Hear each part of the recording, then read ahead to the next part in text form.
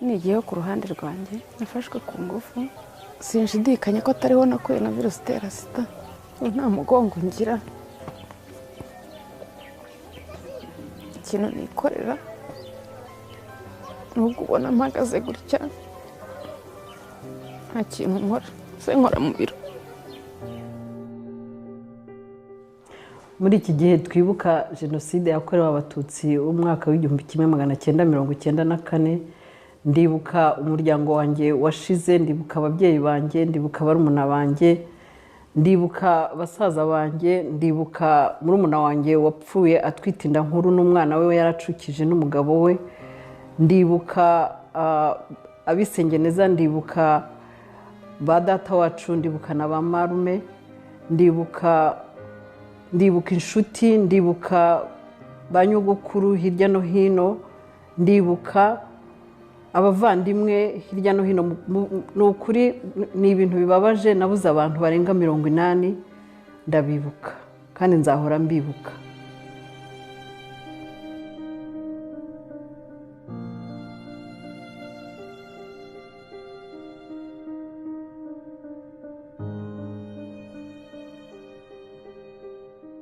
Le monde est géré par un concept qui va permettre d'autres génocides. Vous n'étiez aucunement dans l'intérêt national ou personnel des grandes puissances. Ils étaient intéressés à la Yougoslavie. Alors des milliards et des milliers de soldats rentrent en ex-Yougoslavie et ici je me ramasse avec à peine 450. Et le principe était qu'au Rwanda, c'est du tribalisme, c'est de l'histoire qui se répète. En Yougoslavie, c'est différent. C'est 400 ans d'histoire entre les grandes religions du monde. C'est du nettoyage ethnique. C'est la sécurité de l'Europe. C'est des Blancs. Le Rwanda, c'est noir, c'est en plein cœur de l'Afrique, il n'y a aucune valeur stratégique. Et tout ce qu'il y a là, on m'a répondu, c'était des humains et il y en a trop de toute façon.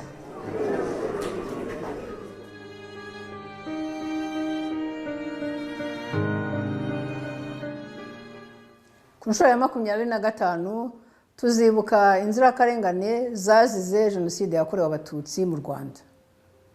Hano muri Midwest ya US tufite ibikorwa bikomeye biremereye kubera ko tubona ko imyaka 25 ni myinshi kandi tukaba dusa nkaho abo bantu twababuze ejo bundi. Rero kwa gatanu tufite symposium izaba iyobowe, ibiganiro biyobowe n'abarimu b'inzobere mu bya jenoside, ndetse bamwe bakaba baranagiye no mu Rwanda, bazaba basobora gusobanura ibyo babonye.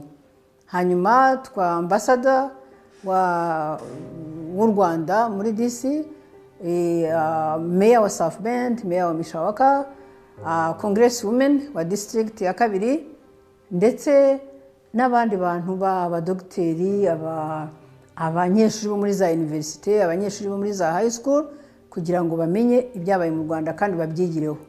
Hanyuma kandi dufite na Romeo Dallaire wari uri mu Rwanda mu gihe ibyo byose byategurwaga, ndetse n'igihe abatutsi bashakaga kubarimbura. Rubyiruko, ababyeyi bacu baradusize ariko ntibazazima tukiriho kuko twabaye abagabo, ntituzabibagirwa.